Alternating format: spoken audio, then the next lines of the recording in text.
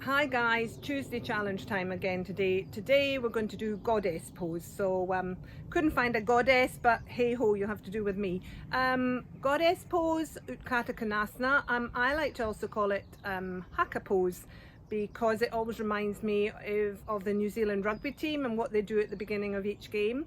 So scope there to find either your inner god or goddess.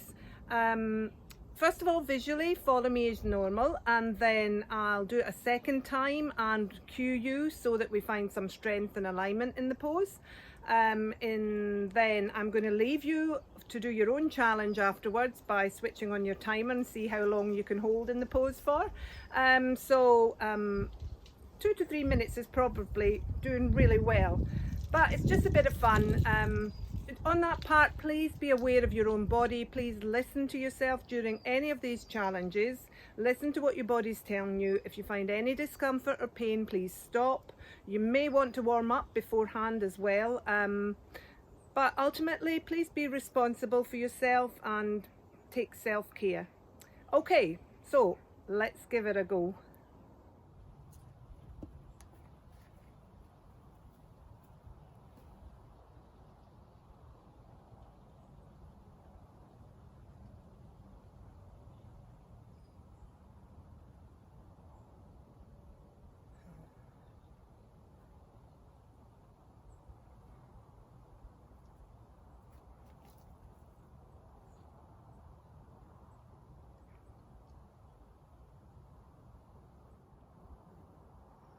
Okay, so we're starting off in Tadasana here, just to get a sense of that grounding through the floor, through the earth, through the surface beneath your feet, and a rebounding through the tripod, the two knuckles at the front of your feet that was spoken of, and your heels, just to get a really stable connection there. And then we're going to spread our legs a little bit wider, not too wide, or you're going to end up, I've just stood in an ant's nest, you're going to end up sliding away from yourself, so not too wide. And then turn your heels in, so your feet and toes are now pointing out at an angle.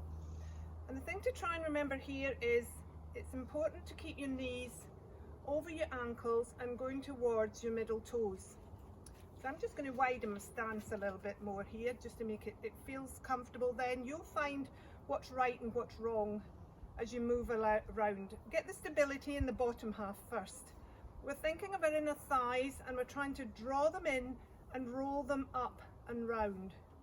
So you're moving your hip flexors and your pelvis a little bit forward here. Your knees are over your ankles, and you're trying to roll these thighs out so that we're keeping our legs nice and wide open here. Then lift your toes and try and find some lightness there. Still got the stability, but it's not in our toes, we're not clinging on with our toes, okay?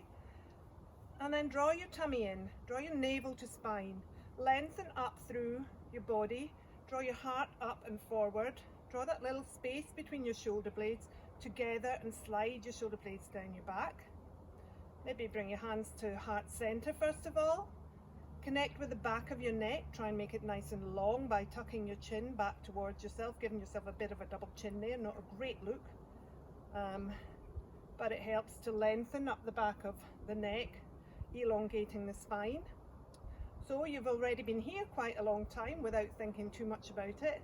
And now we're going to take our arms out to shoulder height, spread the fingers wide, reach through the fingertips, and then bend at the elbow so we come into like rugby goalpost arms.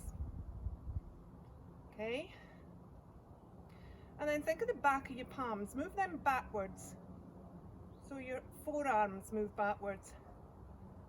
Just be aware if you can see your shoulders in your peripheral vision. We want to draw the shoulder blades together so that they move out of your vision. Draw your heart up again, draw your navel to spine, and then try and sink your bottom a little bit more.